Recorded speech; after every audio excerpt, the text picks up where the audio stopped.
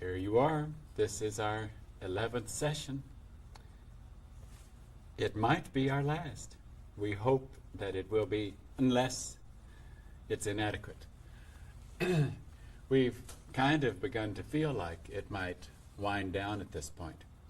We're glad to see you, particularly if you're on our Father's side and you're beginning to recognize that the information about His kingdom that is being shared with you is true, that you can see that it is true. If that's happening, then we're happy for what you're beginning to feel, because we can know that at that point that you're recognizing that you are very possibly a son of His.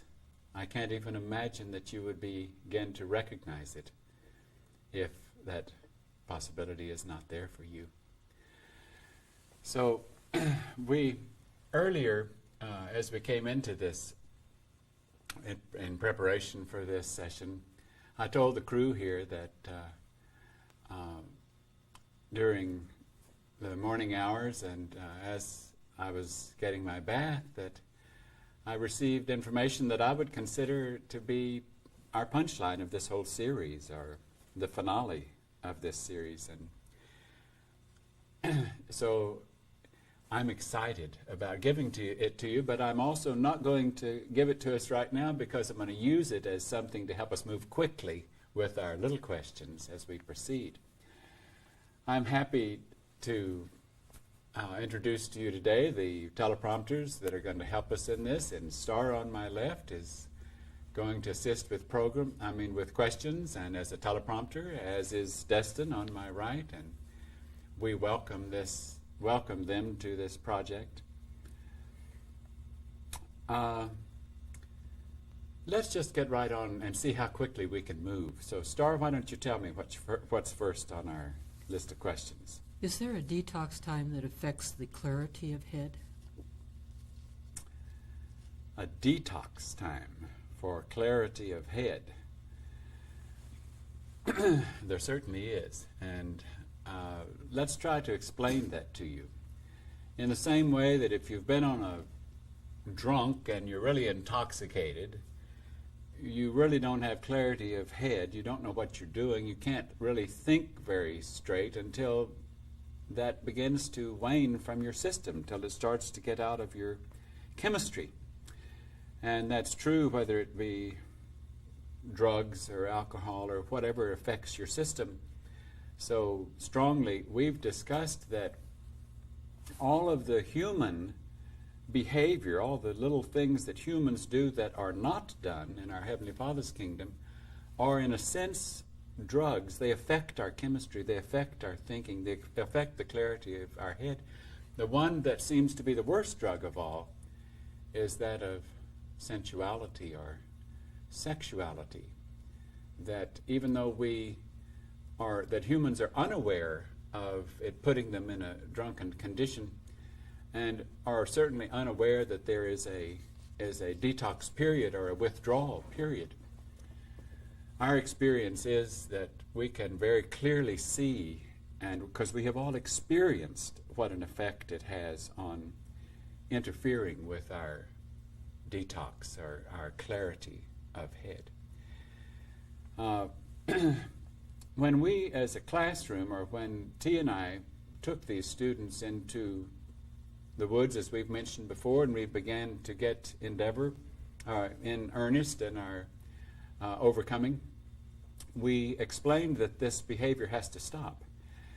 Now, I'm going to move to another topic and come right back to this detox, and that topic is this morning in working with some of the members of the class that wanted to assist in the preparation of the jacket material for this series.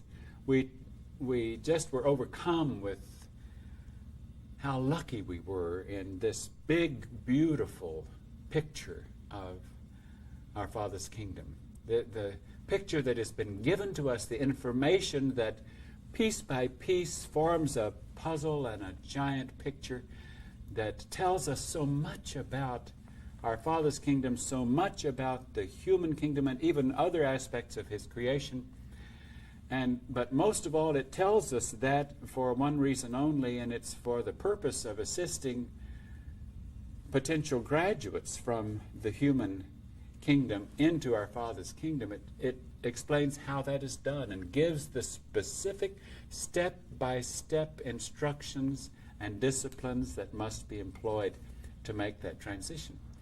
And we've noticed how, as we take instruction and how we apply instructions and procedures, that so frequently we say, well, that makes a lot of sense. Because we've recognized that all of this picture makes a lot of sense. But it doesn't. Now let's go back to detox. It doesn't necessarily make a lot of sense if we aren't really sober. And if we can't be sober until we have had some time behind us away from those things that change our consciousness and keep our consciousness on them, let's talk a moment about how sensuality and sexuality is such a drug. You know, an alcoholic can say, or if he has a certain number of drinks during a day, he feels that it's common. Others have so many drinks a day. I'm certainly not an alcoholic. I can remember hearing people say, well, I'm not an alcoholic because I don't drink before noon. And that's where someone becomes an alcoholic, if they drink before noon. I don't know what various bases people have of where they draw the line of saying, or if I fall off dead drunk, or if I have to quit my work, then I'm an alcoholic, or I can't hold down a job, then I'm an alcoholic.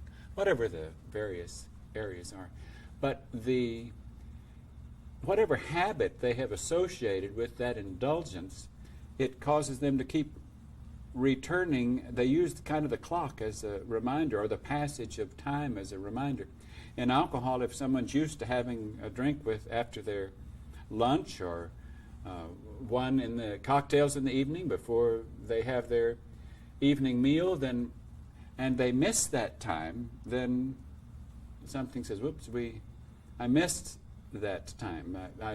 I missed that drink. And then if they miss the next time for that little fix, if we may call it that, then they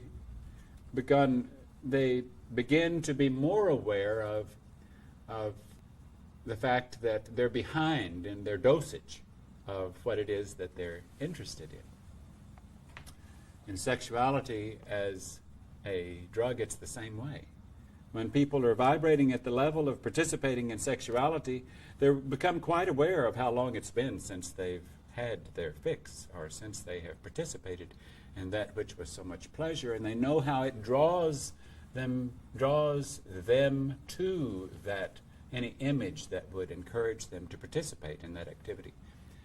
In the same way that an alcoholic would be drawn to an open bottle and a glass of his favorite scotch, or whatever it is that he liked to drink, the same way in our sexuality, as we open a magazine and we see the picture there that would turn on the vehicle or the influences that are using the vehicle, then it's triggered, and we start having images in our heads, and we start imagining participating in that activity. And so if you stop and think of all the aspects of sexuality and sensuality, how it draws us in, and in the same way that the alcohol world considers, or that the human world considers alcohol fairly accepted behavior, and certainly sexuality in most societies is considered an acceptable behavior.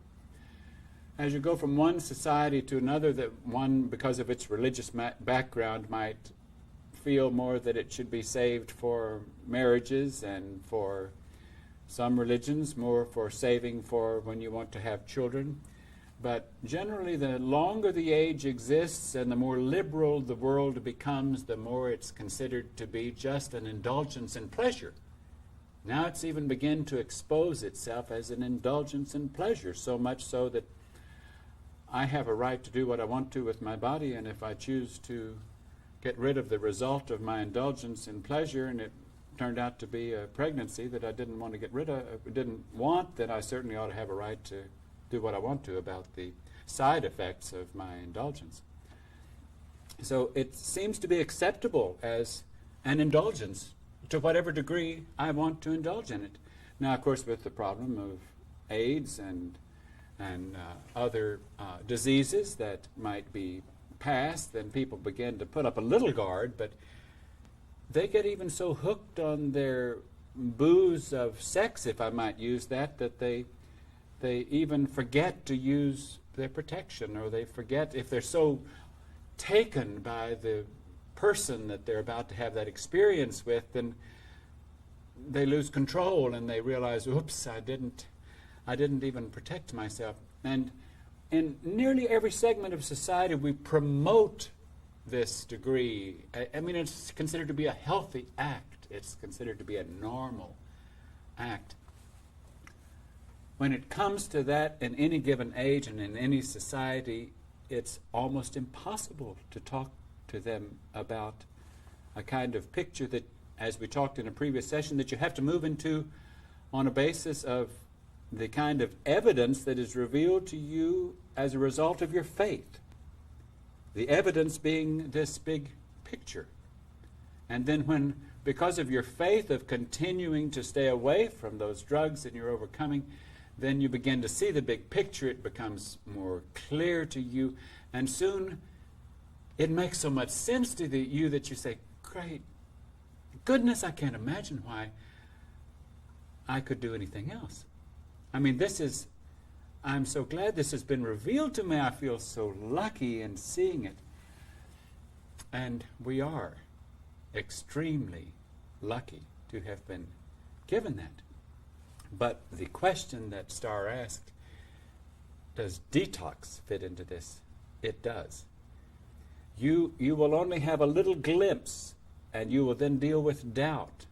You might expect to continue to deal with doubt and doubt and doubt, and wondering if this is the right thing to do, and the pangs of the world that you might be trying to break away from, they will want to draw you back in the same way that a drug would want to draw you back, until you have separated more from them, and not only a little distance, but a little time gets between you and them, and detox begins to take an effect, and it begins to work with you. So that is certainly a valid question that can help us in overcoming. If we know that if we can stick to this and just stick to it and put that behind us, and it doesn't exist. I don't even identify with being alcoholic anymore. I don't even identify with those vibrations. They aren't there. As far as I'm concerned, they weren't there. It doesn't connect with me. Then my head becomes clearer and clearer, and I become like an innocent child that can see a picture that is given to me, and I can see it for exactly what it is, and all of these demons don't come rushing in to try to destroy it for me, because they are under control. They had to begin, or had to become under control, as I was led through my own detox program. Well, I said we were going to move on, and we're going to try to move quickly today. So, Destin, what's next on our list? Well, you've probably covered this, but I was going to ask, what about learning to exert the effort to change? I'm afraid we haven't covered it enough, and I'm glad you brought it up. You know, I can remember T saying so many times in our classroom, if you just would exert the effort. And that doesn't necessarily mean anything to you if you don't understand the meaning, but it's change does not take place by examination. Change does not take place by analysis. By running it through your head again and again, it only takes place by doing it. By actually, like if you're on a procedure or you're at a lesson plan where you are to stop something, the quicker you can get past examining it on how you're going to do it, and you start doing it, then change begins to take place. But so many times, particularly in the human world, we talk about it, we examine it, and a lot of times that's all we really wanted to do, was just examine it and talk about it and philosophize on it and write books on it, and it was a neat idea. But no change took place. I'm the same person that I was before I wrote the book. Just had a lot of neat thoughts. When we're changing from the human kingdom into our Father's kingdom, We lose our identity a number of times along the way. We become a different individual, a different individual, and a different individual. And I'm certain that, it could have certain drawbacks. I'm sure that some of the class members, as they visited in their family, and they could say, well, I don't know this person anymore. And they would wonder, where is that person that I used to know? And I'm afraid that they would be right, that they don't know that person anymore. Now, sometimes they'll try to pretend to be that person if that's what they're looking for, but even it becomes pretty obvious when you're pretending and you realize something's different here about this individual. And the more we change, the more difficult it becomes for us to identify with those who put us in the position of what they used to remember us to be. So the important point here, though, in this little question is I've got to stop talking about it. I've got to stop just examining it or analyzing it. I have to move forward. It takes work. Now, another label that we put on that frequently is just simple procrastination. I can't really get with it. And I plan to do it, and we're going to do it tomorrow. ASAP is an instruction we have. As soon as we learn about it, then the first opportunity is when we do it. Whatever it is, any new instruction. When we hear of it, then what's stopping us? We have to be sure that, why wouldn't we do it right then? We have to be sure that something else would be a higher priority to prevent us from doing it right then. So it's very important that we learn to move with change, discard our old self, move into our new identity, make that adjustment, not try to bring that old one with us. There's calamity there. It just simply doesn't work. Okay, what's next? Is that the completion of that one, Destin? On that particular one, Okay, yes. Star, what's next on our... Do you want to touch on the principle of I could be wrong? Yes.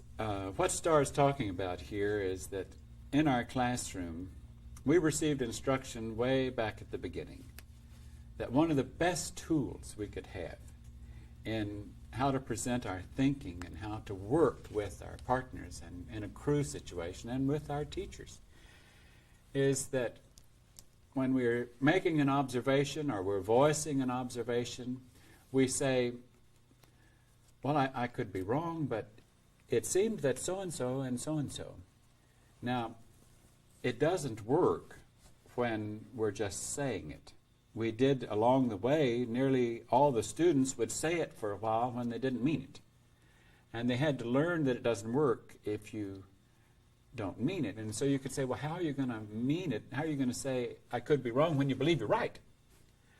And so let's examine that for a second, because it means that I need to stop trusting my judgment of the circumstance, or my observation, or my any kind of judgment that I might have had.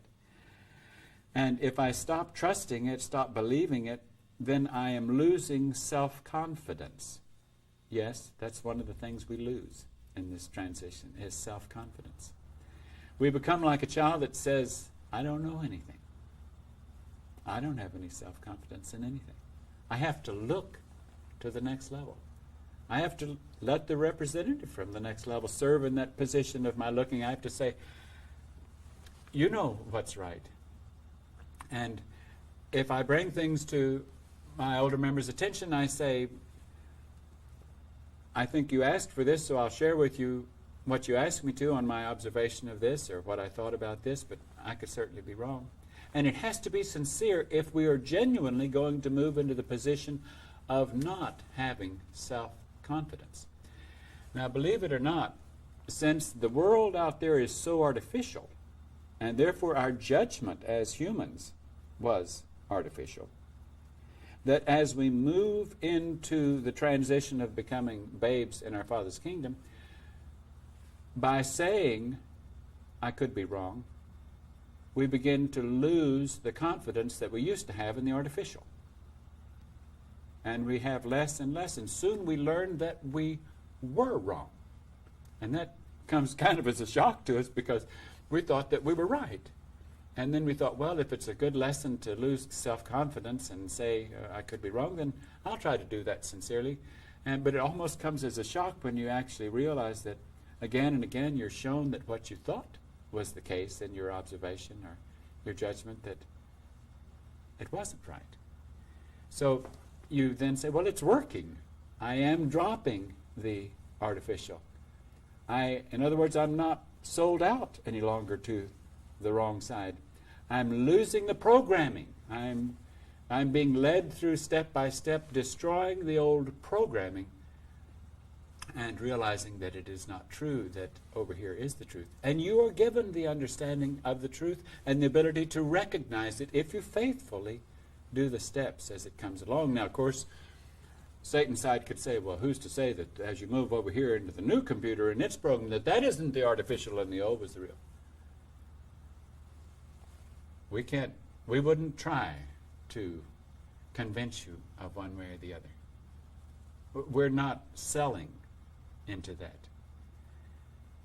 But what we have been given to move into, we wouldn't trade for what we had, for anything. That is, those who have stuck to it faithfully long enough to make that transition, to do enough detoxing, to lose enough self-confidence, to move into that position of looking at that picture and saying, that makes a lot of sense. And then they start working harder at breaking them away from those habits that they used to have, and moving into a new identity, and moving into a new identity. I'm trying to move fast. I'll stop. It's so hard to stop. Destin, what's next on our list? Did we talk about a lazy mind or a weak thirst? Is that part of the control of the pump? I think we spoke of it, but I don't think we spoke enough of it. I know it would be valuable for us to speak of it again. In a sense, we re-spoke of it just a moment ago when we were talking about procrastination. That's a weak thirst. That's, in a sense, a kind of a weak pump when I put something off. Or if I am slow to move to lose an old identity and move a step ahead and move, then that's a weak pump. To be satisfied with a slow pace is deadly, really seriously deadly, because we can get very much behind. What if the classroom that you're in, if a lot of the class members are moving very quickly and they're making these adjustments and they're discarding the old and they're seeing the new and they're moving into their new position, and certain ones, without recognizing it, they thought they were moving quick, but their perception of what was quick was poor. Their judgment of it. They really never knew that they were slow until it was brought to their attention. And they had to then put in a new chip and say, we got to replace that old one that misjudged. That was slow. That was tardy. That was too pleased with slow movement. Lethargy is a very sinful item, if we can put it in that context. And it's difficult to get beyond it. It's difficult to be eager and quick. But when we change into the habit, there are certain habits in our Father's kingdom that pay off. I mean, we're not changing all habits for no habit. There are certain habits that pay off. And moving quickly, with full energy, abiding by instructions so carefully, knowing procedures, liking procedure, liking to change as it is given to us, not wanting to be the old self. Those are new habits, and they move us. That becomes then a rich thirst, one that is very thirsty, just can't wait until another day and more lessons and opportunities. And a lot of times when we are in that position, boy, did they start coming, and we think, wow, what did I ask for? This is pretty tough. But we get used to it, and we recognize it. And when it comes even, then we say, well, I got what I was asking for. I got this new lesson, and it's right before me. And though it might be tough, it's just like something that if you ask an instructor in the lab in the chemistry for, you want the next lesson, and he gives you one, and you say, well, I didn't mean one this tough. And that happens to us all the time. But after we get it, we're honored that they thought we could handle it. And so we have to prove that we can handle it. we can rise above it, and then we become a little bit different from what we were before. So, weak thirst is deadly. Keeping a strong pump and moving ahead is very, very important new habit to establish as we move into our Father's kingdom. Does that complete that question, Dustin? That does. Thank Okay. you. Star, what's next on our... Well, can the next level withdraw mind if we abuse it or don't use it? Goodness, that's kind of takes a little, twists our brain around in a little funny place. And I'm afraid the answer is yes. Now you can think, well, that sounds kind of cruel. You know, we've talked about how our Father's kingdom does a lot of the work with us that we're unaware of what they're doing. I know that many times T has done things, and those who are helping T that recognize that they have done in direct association with us. And it's only after they're done I thought, gracious, nobody could have done that but T and those working with T, because this certainly wasn't anything that we even thought of or even participated in, and it was done. And we could see that it was for our sakes that it was done. We didn't even ask, but it was done because they realized it, if we were going to move forward, that it needed to be done. Now back to Star's question. We've talked about the soul that has a mind of our Father in it, and it has a mind of this world in it, and we're trying to chip off at that mind that we don't want in it and get it out of there as quickly as possible and fill up that soul container, that pillowcase, with the mind of our Father's kingdom.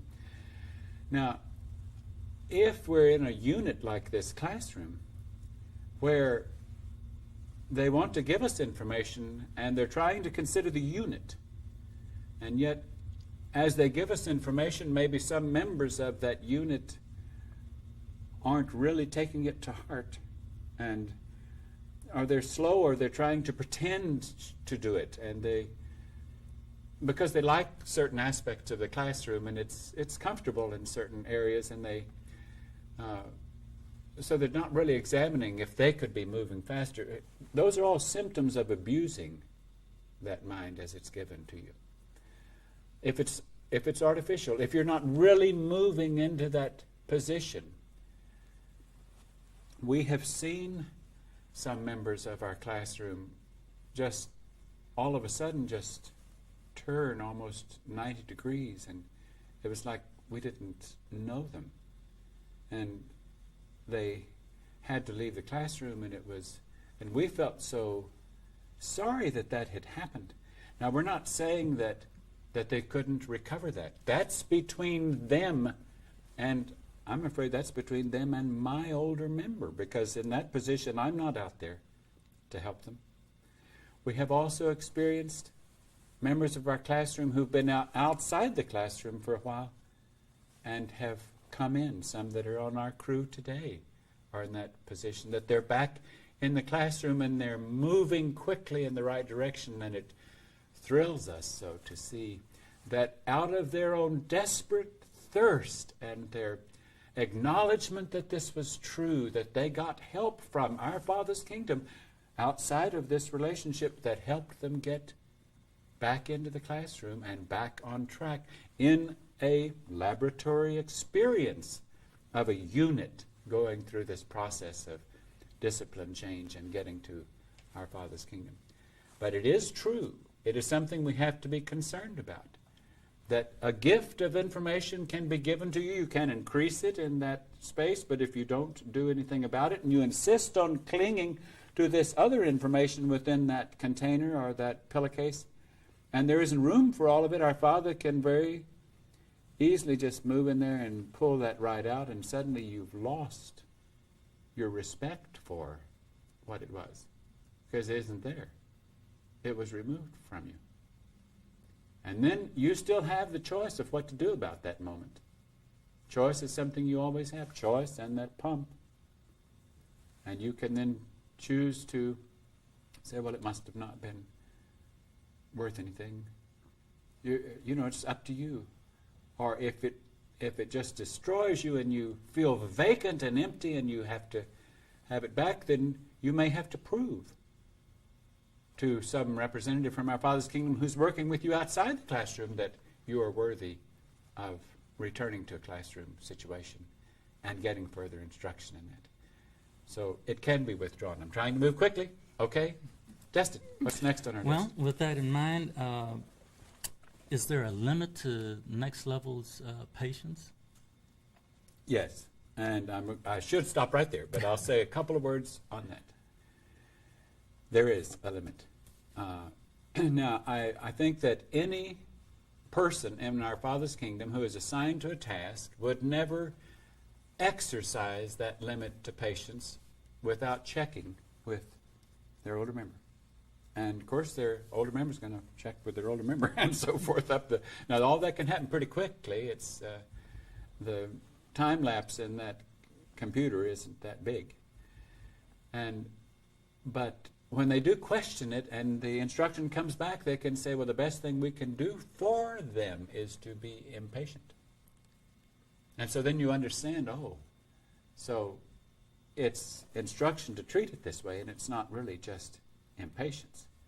So at times, we do get instruction to be impatient in order to help that individual be shocked or to realize, I've got to get out of this. I can't just expect to be babied. I don't need to stay where I am.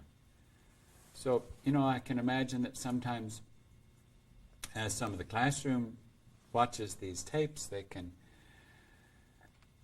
recognize that there's a certain amount of relationship that I might be having with the viewer on the other end of that camera that might be slightly different from my relationship with them at times.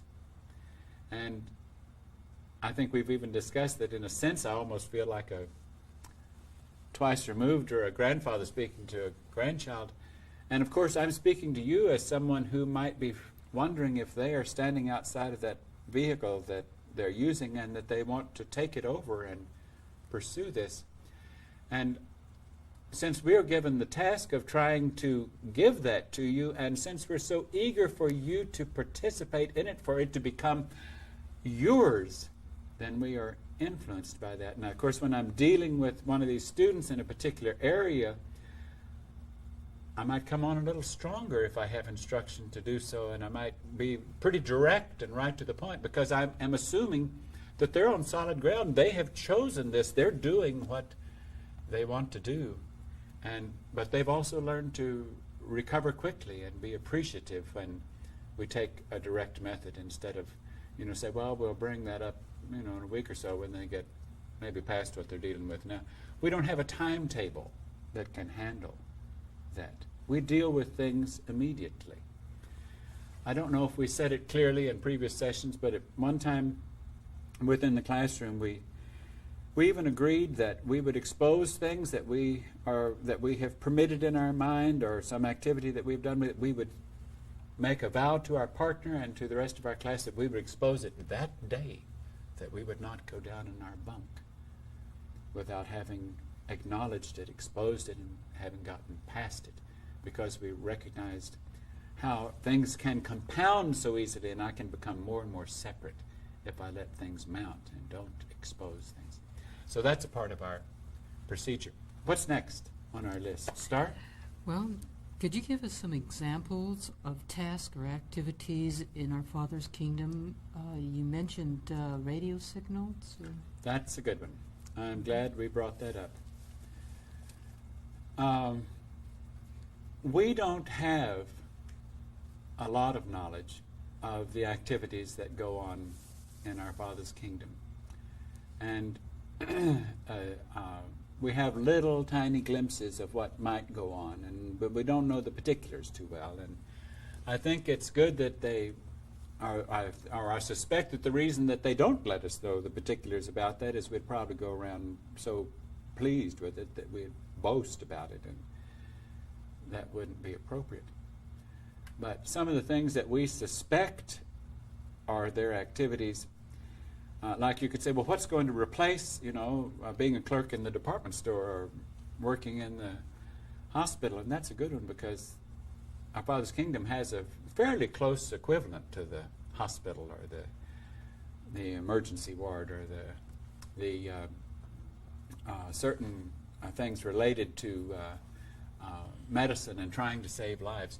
One thing that we suspect where our activity of our Father's kingdom dives in and has a lot of work to do, and that is when a soul is leaving a vehicle. In other words, the leaf is falling off of that particular family vine.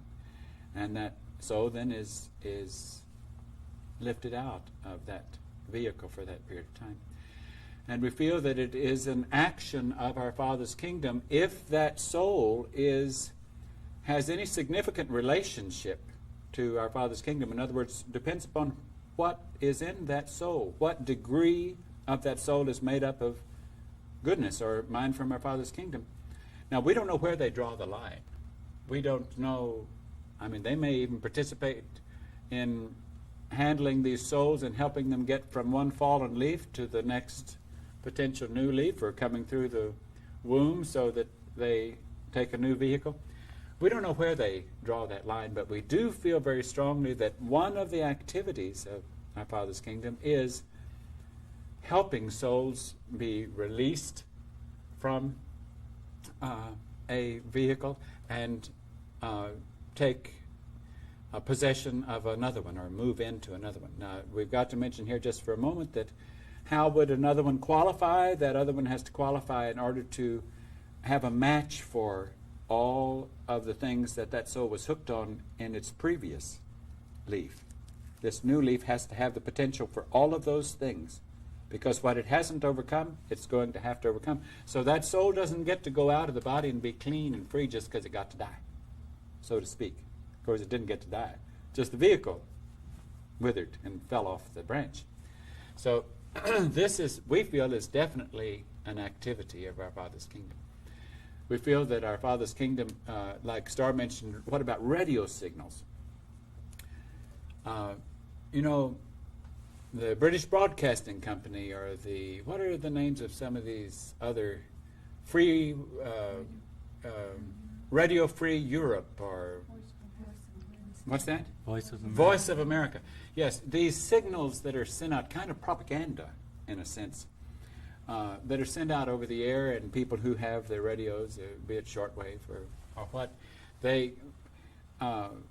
those signals are actually sent out. Now, our Father's kingdom and even Satan's kingdom, they have realistically, with our brains, they can send out radio signals on frequencies that humans do not have the capacity to even perceive.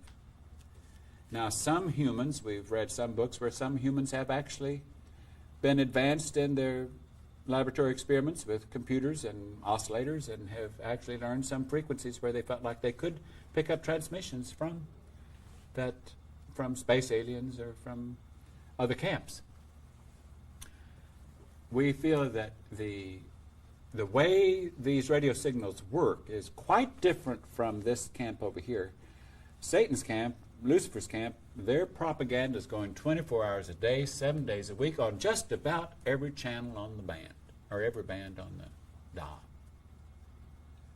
Our Father's kingdom is, it's hard to find the bands. It takes effort to find the bands. And when you find the band, it's silent. Why? Because it says, ask, and you receive. On those other bands, you don't have to ask anything. It all comes free. It's just right there. It's just knocking you down, and you turn to every channel, and you get a lot more than you asked for, and you hear just about the same thing on every channel. If you stay on that channel long enough, you'll hear the same information on all the channels. And you find our Fathers, and you wonder, oh, could that be from God, or could that be from whatever your terminology is that might identify your relationship to our Father's kingdom? And it waits for you to ask, and then it sends you a radio signal. And that's the way it is. And they kind of help to give you clues by it, because in the scripture they say, be still and to know that I am God. In other words, it's be quiet.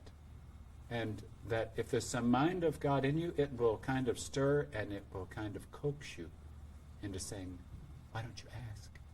Why don't you ask?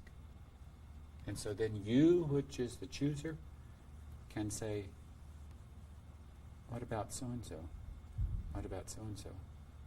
And then the answers begin to come. Not necessarily the answers to the questions that you asked. They are ultimately the answers, but they may not be the answers that you're expecting. But it's a very good analogy to realize that. I said something that could be questioned. You could say, well, that little inner voice says, what about asking? I almost want to erase that, because it is not the way in our Father's kingdom to ever be the aggressor. It's because you possess, by your choices, you possess that amount of mind of our Father's kingdom that translated in your head, I wonder if I shouldn't ask. I wonder if this could be my Father speaking to me in this situation. This happened to me and I don't understand it. So maybe I should ask. Is this some of your doing? So the radio signals is not only a good analogy, it is realistic. They send those signals out. They have that connection with our brains, with the literal space that we occupy. They can speak to us in that way.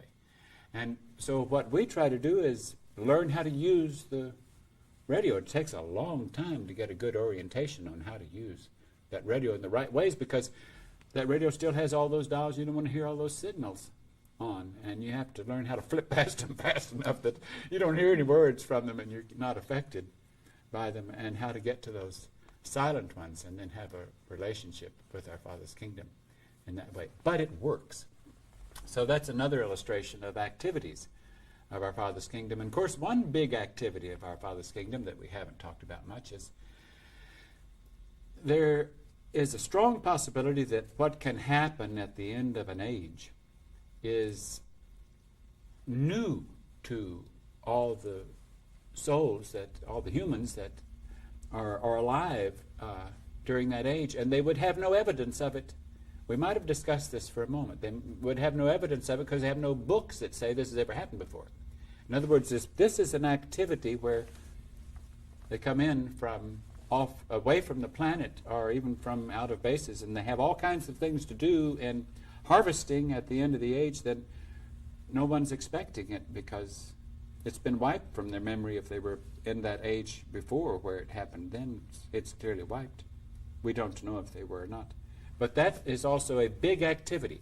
As gardeners helpers from our Father's kingdom, all the little aspect, whether it's soil samples or checking on souls as they move from here to there, and they migrate from here to there as they're in the process of breaking away from their ties, and watching them even as they move from one country to another or one career to another, they begin to realize this isn't what I thought I was looking for. And the closer they get and the more they drop, then the more attention they get from our Father's kingdom as far as monitoring and helping answer their requests or their questions as it comes through the radio signal. That gives us a little picture. Let's move ahead. Who's next? Destin? I think I was. Well, that certainly covers what can happen to a soul at the point of losing its vehicle, but I was wondering, what are some of the conditions a soul can be in during its incarnations? Between the incarnations. That's a good question. Okay. It certainly isn't right to think that as a soul, as a vehicle is lost, and as a soul leaves that vehicle, that then all those souls just go afloat out there and become discarnates. And this is an area that we don't know much about, and we're not supposed to know much about. This is an area that is completely controlled by our Father's kingdom, though some from the opposing forces are permitted to do certain tasks within it that they think are for their benefit. And in a sense, if they're garbage removers, it is for the benefit then even of our Father's kingdom, if you can follow that logic. But some souls might be taken out and put aside and left in the cellar, kind of or a fridge or an icebox in the freezer, in a dormant condition until an appropriate time comes. Let's say that some souls might have possibly, this is just to clarify the analogy, some souls might have possibly in a previous time in this age, or maybe even the age before, we don't know all these details, that souls might have reached in their overcoming. They might have gotten a whole lot of things off their checklist and things that they had to overcome, but there was just a few things, and those things weren't going to come up again until a certain time, and our Father's kingdom knew when that time would be. Then wouldn't it make sense that those souls then would be taken out and left in a dormant state until that time? And in other words, they're kind of asleep. And Jesus kind of tried to illustrate that as he spoke of death of the vehicle as asleep. Oh, I'm afraid I have to bring up something I'll try to get rid of quickly, but as we listened to yesterday's tapes, and we talked about how Jesus, at the condition of experiencing what was considered to be death in payment for the debt of the sins of those that gave him their notes, even though that was not really death, because certainly his soul didn't die. It was only the vehicle that was affected. It was their interpretation of what death was. Now, the application of the word death in the sense that sins, the wages of sin is death, or death, I don't know which is right, in the way that that might be a vehicular death as against a soul death, might be the proper application.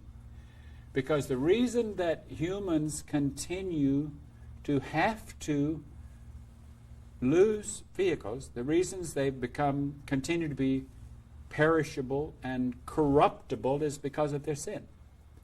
So I guess it works both ways, of being both applicable to the vehicle as well as the soul. The soul is not going to be destroyed until our Father's kingdom says it has become nothing, it holds nothing good.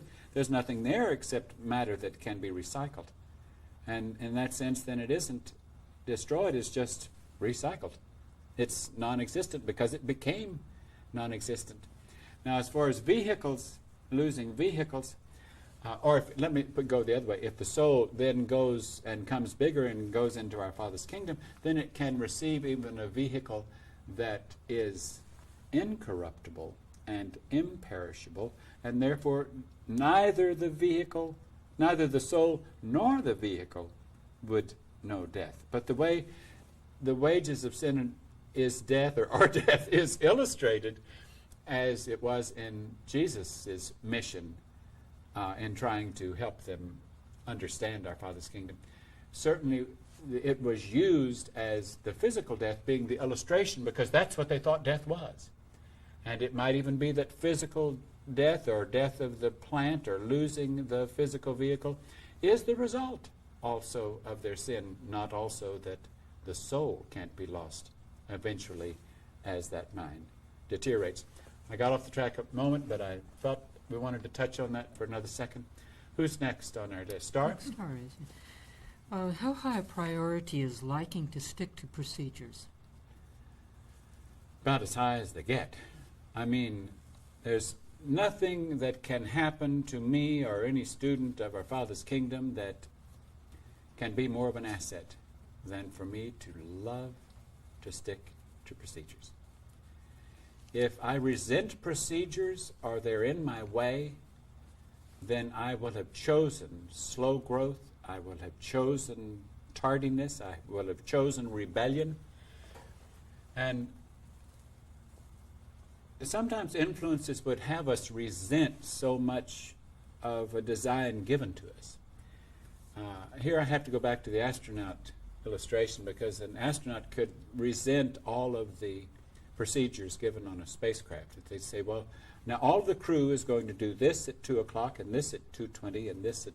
And we use the bathroom this way, and you have to do it exactly this way, and only this paper, and this... In other words, we don't have any choices. We usually own this, only this toothpaste, and only this do we consume. Then they're crew members, and they can be a cog in the wheel that doesn't have to be another color. Therefore, it can fill any place where a spoke might go in the wheel, because they are so flexible, because that's such the magic word for a crew member. If I don't love procedures, I am retaining inflexibility. I am reluctant to change. I am rebellious. So we have a zillion procedures. I mean, sometimes we get instruction to update them, and we'll go and examine what was the procedure we had for this, and maybe it has been updated. What we had before was a little outdated. So once in a while we do get instruction to update them. It's not that they're static. They change and they stay with us as they are appropriate. But every member of the classroom, I'll test you for a moment. I mean, like at a moment on the clock at a given time, that's when their head hits the pillow. I mean, that's when they're down. And they try not to have it vary. I mean, they can't say, well, you know, I'll be there in another 5 minutes. Or, I mean, that they plan their time so that go down time is go down time. That get up time is get up time. Now, that doesn't mean if they need to go relieve their bladder in the middle of the night that they can't do it or they have to wake somebody up in order to do it. But we have procedures that help us demonstrate our crewdom or our crewness or our identity as a crew member instead of as individuals that want the little freedom of doing this a little differently. Now, it's true that one vehicle that might be a little smaller might consume a little less than another vehicle, or depending upon how the way terms we use is high spenders. Vehicles that are high spenders of energy or fuel might need to consume a little bit more fuel, so they have to adjust their consuming some to adapt. And sometimes we would say this item on the menu and this item would have so many cups of this or so many half cups of this, except for weight gainers might have this or this. And so that's the way we receive procedures. And you say, good night, this is structured. Yes, it's structured. And I love it. And it's not that I enjoy being the instrument of giving out these procedures, but these students love it. They've seen the value. It does not restrict them. It frees them. But you have to have been there to know what we're talking about. Otherwise, you can easily doubt it. It liberates them. You'll have to learn that if you come this way. What's next on our list? Destin? Well, is there a lesson in mimicking or copying our older member?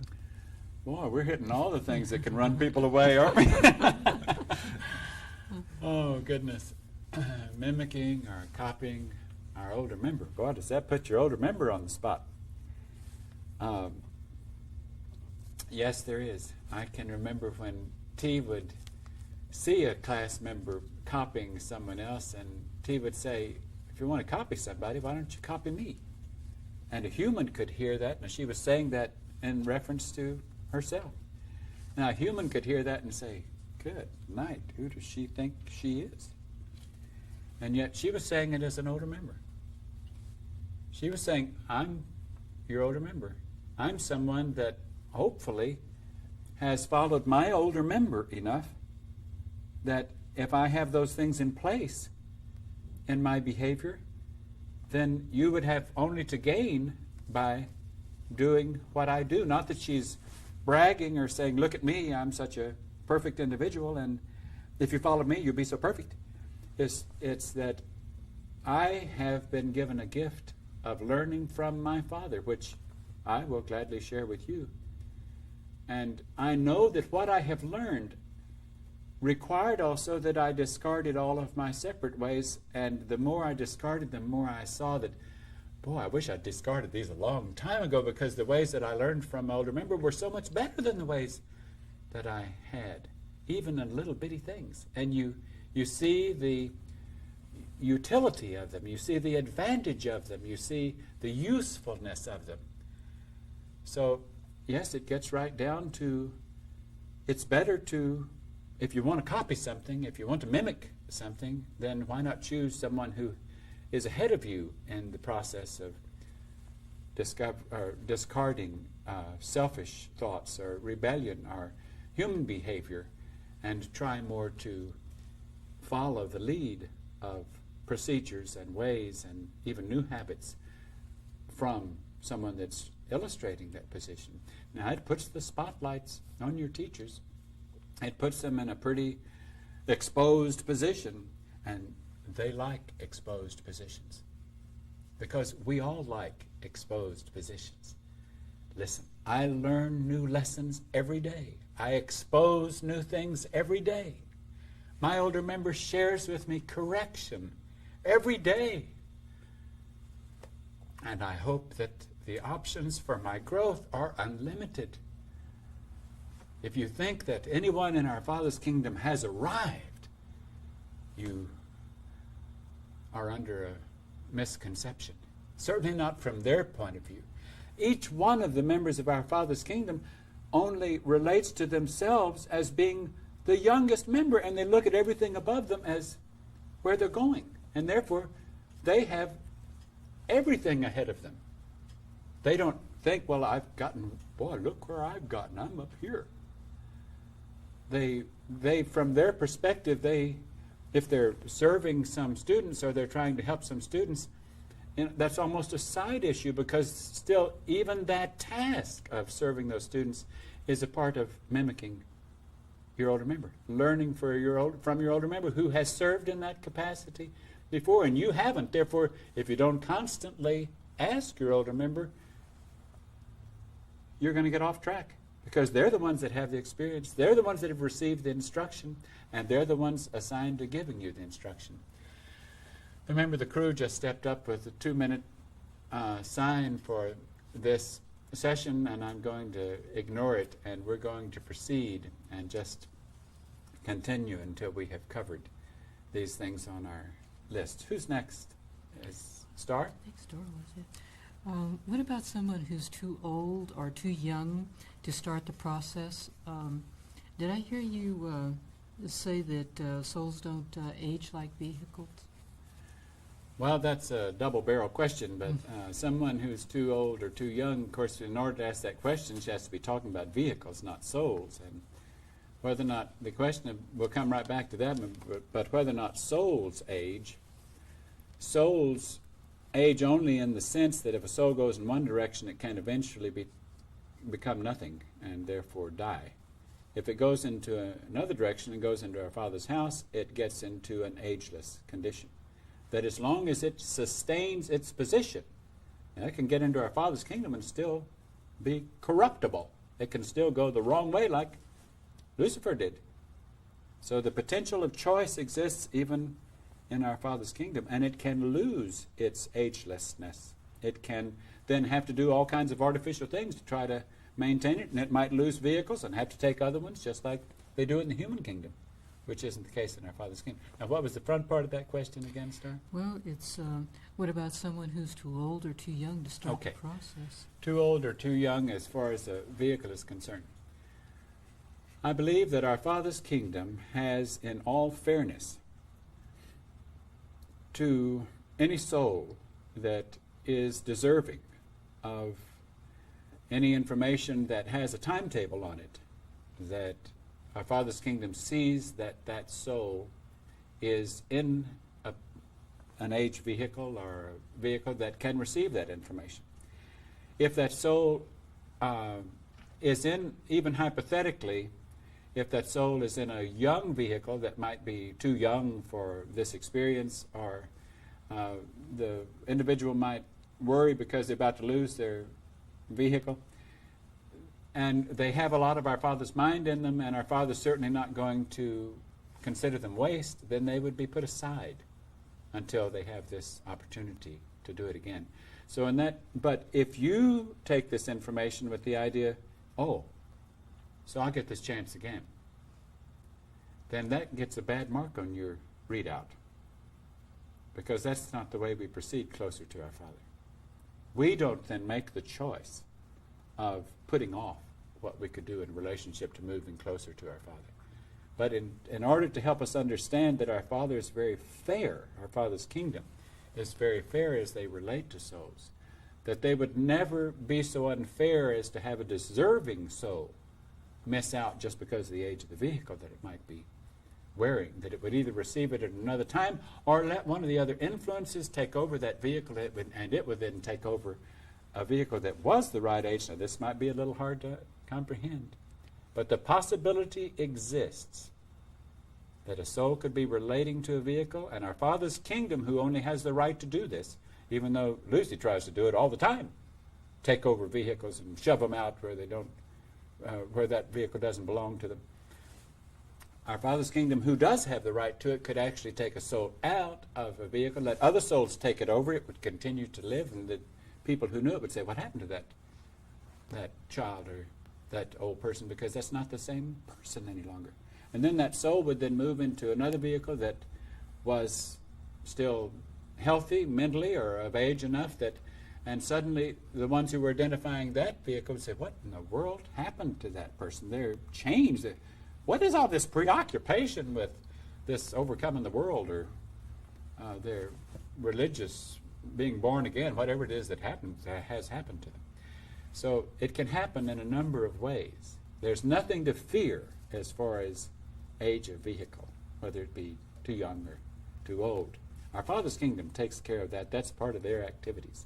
Destin, what's next? Well, I was wondering, what about some of the prophecies, like the 144,000, raptures, incarnations? Goodness alive, I can see why this might be the wrap-up meeting, because we're going to get into things that are really going to be able to throw arrows at us. If we say much about them, maybe we just shouldn't say anything. Oh, goodness. The only thing that has been shared with us, and I don't know how accurate it is, but we'll share a little bit with you, is that as far as 144,000 is concerned, whether or not that's an accurate number or means anything, I certainly don't know. It may be. How that works, I wouldn't know if it was an accurate number.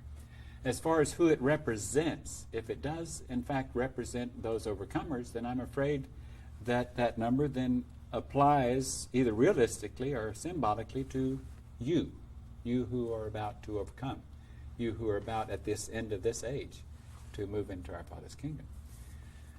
Now, as far as raptures are concerned, there's a lot of debate as to whether or not a rapture even exists, and what is a rapture, and some say, well, that only happens after you've taken a spiritual body. But what is a spiritual body?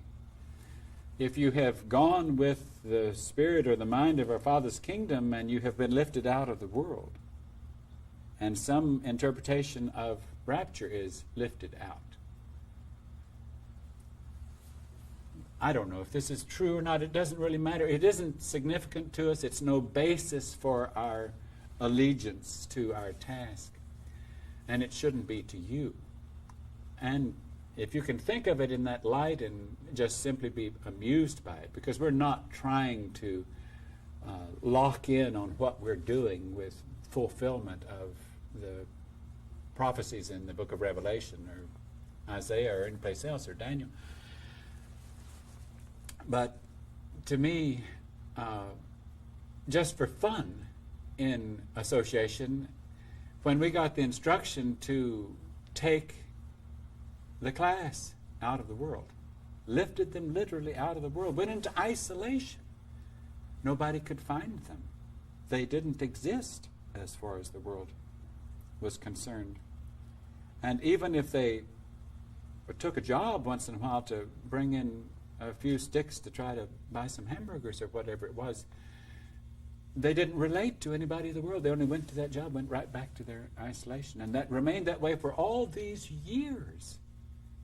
And if anybody has been lifted out or kept separate from the world for the time that they received their overcoming, if that word can symbolically apply to anyone, I certainly don't know why it wouldn't apply to our class. So if there's a first rapture in that sense, then I can't imagine that that hasn't been or isn't applicable to our class. Like I said, it doesn't mean anything to us. We don't count on it. It doesn't motivate us. And in the same sense, if there's such thing as a second rapture, which is more important to us now, the possibility of that, because that would be you. That would be you moving into your own monastery, you in your own overcoming, your total separateness, your insistence upon not relating to the human world.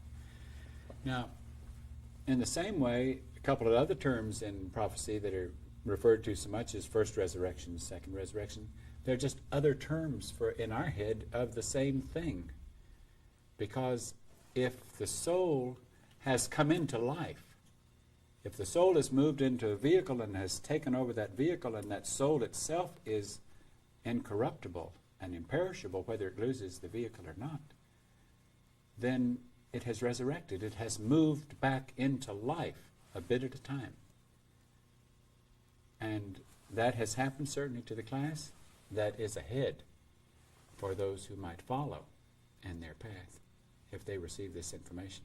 And even though this touches my heart to talk about this, and it touches my heart for your sake, it's like, again, I have to say that we're not going to go out and try to invite more arrows being shot at us and more daggers thrown our way on the basis of fulfillment of prophecy. We do not know the accuracy of this. We find it amusing. You know, one time T and I went into a place because we were so moved because we thought we were going out to tell the truth about the kingdom of heaven and how to get from here to there.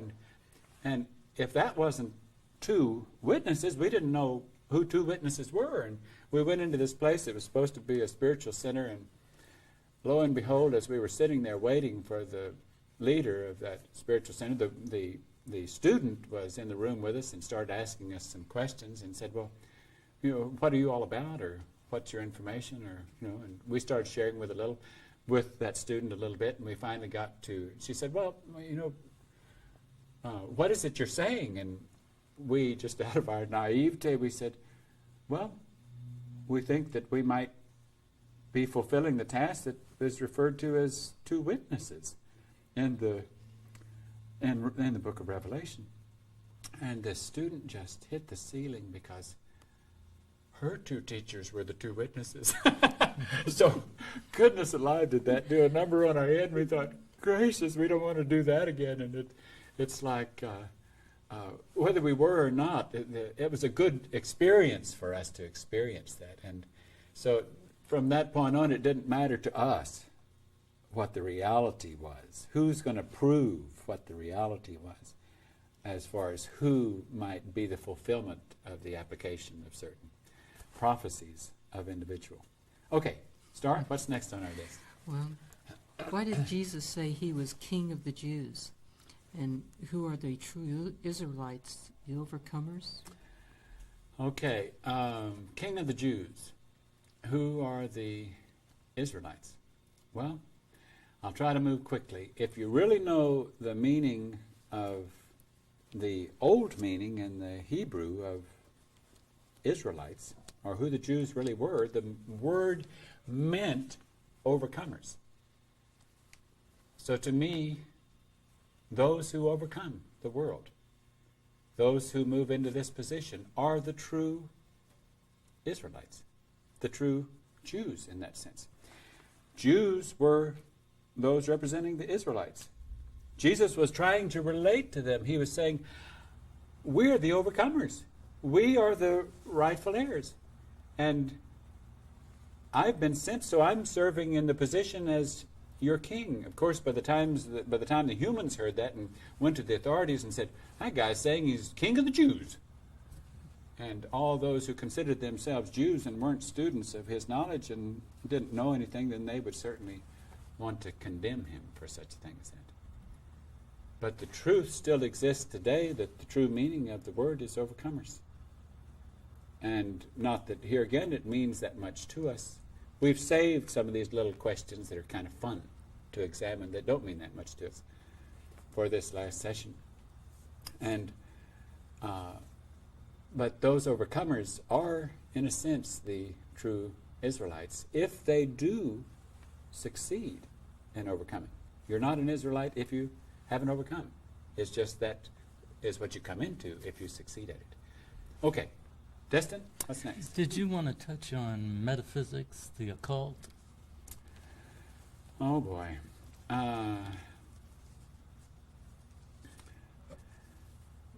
Metaphysics and the occult, well, I have to say a couple of little things here. Metaphysics is like an attempt at interpreting what goes on in the transition from a human age condition to being out of the Earth's atmosphere, out of the human age. So it could have application both in our Father's kingdom, but even more so do we unfortunately believe that it is a counterfeit. It is a tool used to get off the track, because more common in the metaphysical approach to truth is the concept of ye are gods. We are hunting for that cosmic consciousness. We are hunting for that universal mind, and we're not really that concerned with overcoming the behavior that is not found in our Father's kingdom. So in that sense, it's counterfeit, both metaphysical and the occult. Now, there's one thing that I have to mention here. The people say about little movements that happen, they say, they're the occult. Or, you know, the only real meaning of the word occult is hidden. That's all it really means. And so, unfortunately, that if people tried to derogatorily apply that to us, our information has been hidden, but now it is being exposed. So now that it is being exposed, it certainly isn't hidden. But the meaning has no meaning. A lot of people take terms that don't really have any meaning, and they don't know what the meaning of it is, and they try to apply them to things they don't like. That's satanic, even though they might be absolutely perfect servants of Satan. In every way, they're going to call others satanic, because they don't, out of their ignorance, they don't know any better.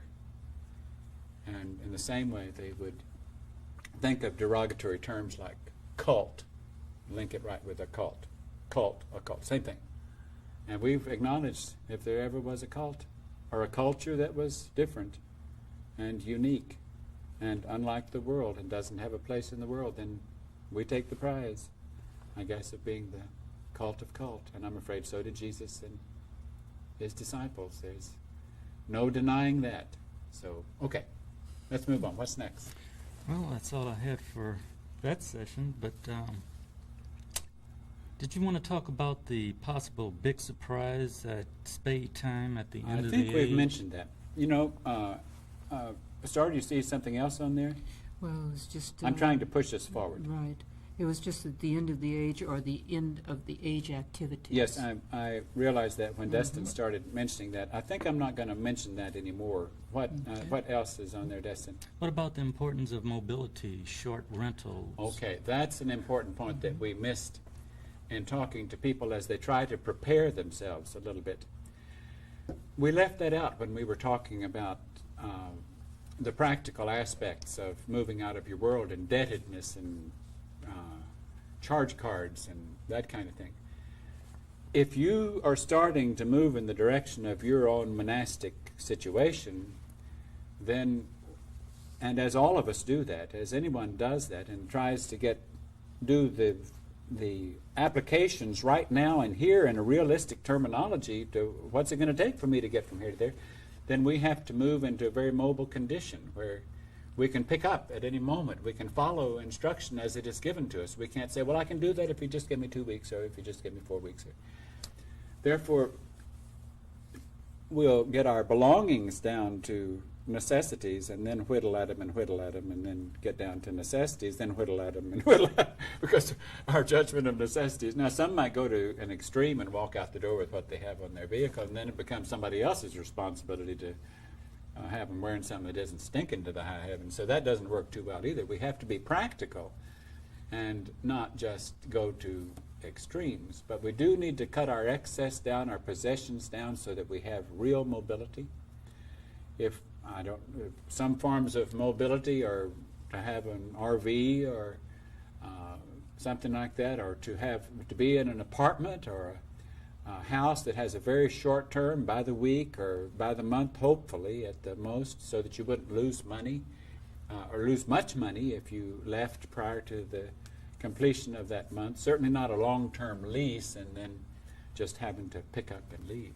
In this world, it's hard to find anybody where they will rent something pleasant to you on a short term, and yet you have to work hard to find something that's short term, or either work hard trying to convince them to rent to you on a short term and that you will take care of it and it wouldn't be a waste of their money and effort. You might even do improvements on it for the short term that you're there in order to interest them in letting you stay there.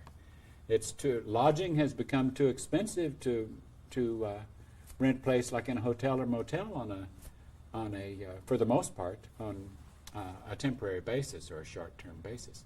But realistically, we have to get down to these little nitty-gritty things. Okay, what else is on our list? Star? Well, is it right that the soul that was in a human can serve humans better from a kingdom level above them? This question came up because of, it seemed to help some of the students a lot. When I think on our last tape we were talking a little bit about how a dog who relates to a human is moving out of his dog world and only wants to connect with the human world. Now, in the same respect, a dog can't learn much from other dogs. He can learn from humans if he's moving up, if that soul can move up in that respect.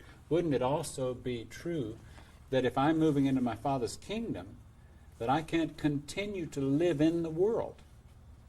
I have to move into my Father's kingdom in the same way. I have to isolate, not participate in that world. I have to isolate only with members of my Father's kingdom. That can help, because some can say, well, goodness, how can you justify not continuing with humanitarian acts and charitable acts and taking a responsible position in your community? The same parallel would exist. Well, how can the dog not be a good dog and a good example for his dogs, for the other dogs in that community, and try to raise their standard? That's fine. That's exactly what he should do until the time that he is reaching for more. Then he leaves those dogs, he migrates to the human, and he starts on the process of trying to please only them. Same true in human relationship to our Father's kingdom. What's next on our list? Well, did you want to discuss something about race? Oh, well, it's funny that you should ask. Destin asking a question like that. You know, Destin had to go through recognizing that he could, in a sense, be the only racist in our classroom at times when he was dealing with wondering if everybody else might be a racist. Can you see that if he has a consciousness of thinking that others could be prejudiced against him, then he is prejudiced about his imagination of their prejudice. He is the one then has color consciousness. And that influence would have him think that if people are coming down on me, or if they're singling me out, or if everybody's bringing up things that I need to work on, then could it have some bearing to the fact that my skin is a different color? And certainly influences would have him try to think in that way. And he recognized that here, as influences would like to have him recognize others as maybe being racist or maybe having prejudice, that he was the only one who he had evidence of being racist in a sense, because race consciousness is racist. It's so ridiculous for any minority group to want equal time, want no inhibiting factors placed upon them, whether it be gays or women's rights or other races, and yet they are the ones by their mere preaching that insist on that consciousness. If I am a black person that is insisting on black rights, then I am the racist. I am reminding you that I am black. I cannot overcome racism, nor can anybody who I'm dealing with overcoming racism until I literally become colorblind. And the same thing in dealing with differences of other types, until I become blind to those other types. Then I lose any prejudice. If I sustain any consciousness of that kind of prejudice, then I become the instigator of prejudice. So it doesn't make a bit of sense. We have to become colorblind. Listen, in our Father's hothouse, the plants have got all kinds of colors. And He likes them all. He never said, this, I don't like that one. If He didn't like it, He would have done away with it. I mean, He likes all of those different plants and their possibilities and their potentials. What He doesn't like is if the soul within those plants want to go away and work against Him. But He even permits them to do that. But nobody's as colorblind as our Father's kingdom, certainly. I'll turn that around and say, instead of being colorblind, our Father sees the value in all of that, but sees it all as plants, sees it all as His creation, sees it all as demonstration of it. But our consciousness certainly, now I'm afraid that when we move into our Father's kingdom, we don't know how many colors there might be. Probably the colors that there might be of our vehicles would be one that none of us has ever worn, and they might also be alike, and therefore we have to have colorblind consciousness. We don't want to have any favoritism or any negativity toward anything relating to how tall or how short or how fat or how skinny, or certainly what color skin. That's beneath us. Okay, what's next, Star? Well, is it possible that the rumored approaching planetoid is from our Heavenly Father's kingdom? Oh, I don't know if we ought to spend any time on that or not. There's been a little rumor that there's a planetoid approaching this planet, and it's certainly the possibility that exists that it could be approaching reality of this spading time that we have talked about. And at that, I'm going to stop our questioning and move into our punchline, move into our finale, if we can, in humor, discuss it that way. I think probably the most difficult thing that I have to deal with, and that the students have to deal with, and that you have to deal with as someone potentially who's coming this way, is the acceptance of us in that relationship with you. In other words, the place that Satan has worked the hardest is to have you very reluctant to accept anyone as a representative of our Father's kingdom. And it's like the last thing you want to do is be a cult member. The last thing you want to do is to go off with some weirdo and to fall in some trap or fall out of what is considered to be the norm. And we were in that same headspace before we started. Well, I have to give you an analogy. Saw a movie not long ago, and it's not a completely inaccurate analogy, but in this movie, this individual realized that an inheritance was coming up in this family, and this individual appeared on the scene as someone that they thought was dead from before, and said, and it had been so many years that had passed, and the person reappears on the scene and says, I am so-and-so, and it would have put that person in condition to receive that inheritance. Now, in that particular movie, I believe that the person really wasn't an heir, but it still had a good ending anyhow. But let's say that person was an heir, and that person was the major heir in that particular inheritance. And let's say that nobody else knew that. But the person who was the heir knew that they were the heir. What are they to do about it? If they say, I have this inheritance to give to you. I have prepared this place for you. I have this whole world waiting for you. And I want to give it to you. Well, I know that's true in my case. You don't know it. I know it. How do I know it? Because I know my older member. Now, I don't want to get emotional here. I know my older member. I know that my older member is my older member. I worked hard against that. I didn't want to accept that. It was an infringement upon me. It was as difficult for me to accept my older member as it was for these students to go through accepting me also as an older member, and as it will be for you, should you accept them as older members and me as older member. But when I did persist, when I stayed with it until I could know my older member, then I knew that this was my family. And that when it was time to go home, back to my family, and that it was a real home. And the inheritance was there. And it was for me. Now what's awkward here is that if we did not speak to you, we don't lose out. The inheritance is still there. You could never get these tapes. It didn't come with, that we're aware of, it didn't come with a tag on it that says we can't give it to you unless you involve someone else.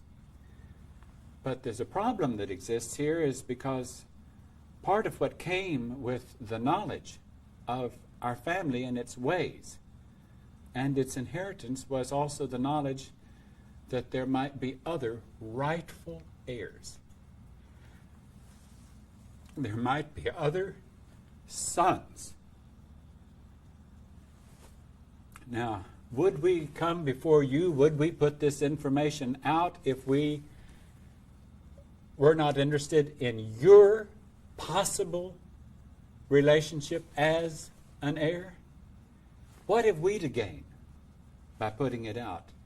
For any other reasons. We have ridicule, blasphemy, scorn, everything. We have nothing to gain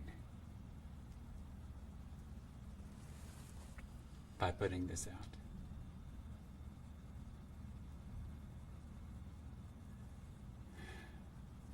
Part of the mind that is in us says, if you can be rightful heirs, how can we, if our family wants us to let the information out and to try to find out if there are rightful heirs, how can we refuse that? Can we say, no, I don't want to put myself in that position. I don't want to accept that jeopardy. Therefore, I must accept that I am an heir if I'm to offer any of that kingdom to other heirs. They must accept that.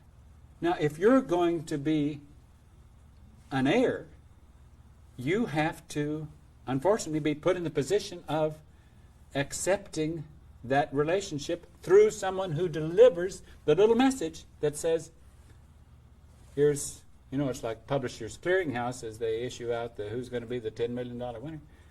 Except this is zillion times more valuable than that. We know that the truth we're saying to you is true. You don't know it. We can't expect you to know it. You're still looking at it. You're still examining it. You can know it. You can know it swiftly with our help, but you have to accept the helpers. Now, the faster that you can lick the rebellion and run away the doubt and take those steps, the sooner you move into your own sobriety, the sooner you see that picture, because that picture, in a sense, is our proof. We know it. It's like we've been delivered a certificate that says, prove to us of our Father's house, of our place in it, of our inheritance.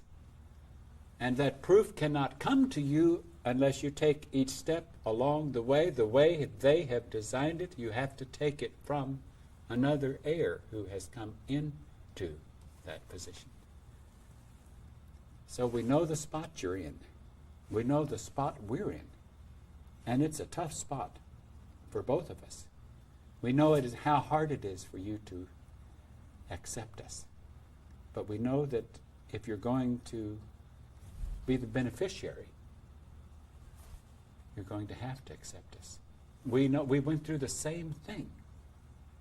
We've dealt with it. Goodness, if I could take back the times that I doubted my older member. Because from where I sit, I know who my older member is. I know the truth that was given to me. My older member gave it to me. My older member with me. Look, my older member even sacrificed time in our Father's kingdom to come and be on another task. Certainly didn't have to. And to take me through, to reach out and awaken me and to bring me into that knowledge. And even said, well, look, we're partners. Let's think of ourselves as partners in this task. My older member didn't have to do that. It was for my sake that my older member did that.